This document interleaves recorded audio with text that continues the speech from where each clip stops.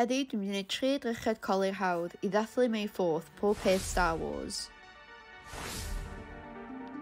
Dwi'n cychwyn efo'r eiliau. Wedyn dwi'n symud ymlaen I siap syml coch. Mae creu siap fel hyn yn hawdd ond yn edrych yn wych. Cwbl da chi angen ydy chydig bach o eyeliner a mae gennych chi edrychiad modern a chic.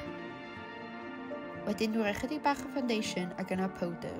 Wrth adael i'r glud sychu wrth wneud foundation, dwi wedyn yn rhoi lashes fig.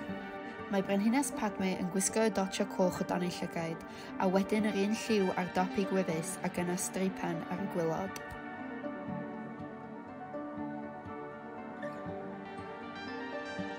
Dwi'n gorffen y colur wrth rhoi sbeicau bach coch. A dyna'r drychiad cyntaf wedi ei orffen. Hwn ydy'r drychiad mwy literal Star Wars. Dwi'n dilyn patrynau Darth Maul i'r tŷ. Wedi peintio fy ngwyneb yn hollol goch, a wedyn creu outline fe eyeliner pen ac yna yn llenwi fo fewn efo paent du.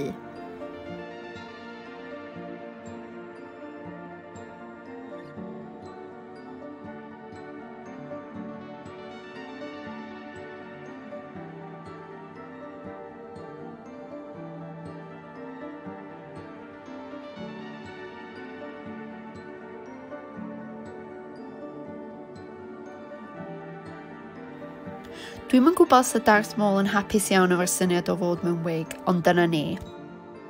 Mae'r edrychiad olef wedi cael ei sbarduno gan ola llachar y lightsabers. Dwi'n cychwyn wrth roi y lliw primary I lawr. Ac yna yn mynd drosto efo eyeliner gwyn.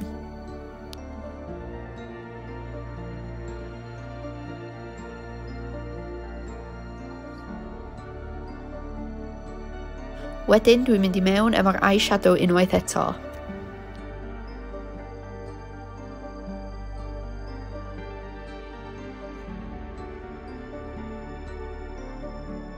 Wedyn dwi'n gosod glitter I adio pop i'r llygaid. Yn iwsio liquid lipstick dwi'n gosod lliw ar fy mocha. Mae'n edrych yn gryf rwan, ond wrth adio setting powder mae o gyd yn dod efo'i gilydd. Yna dwi'n gosod lashes fig unwaith eto. Mymryn mwy o'r un lliw o dan y llygad. Iwsio'r un glitter dwi'n ei roi o ar fy mocha. A dyna'r 3 drychiad wedi gorffen. Diolch am wylio.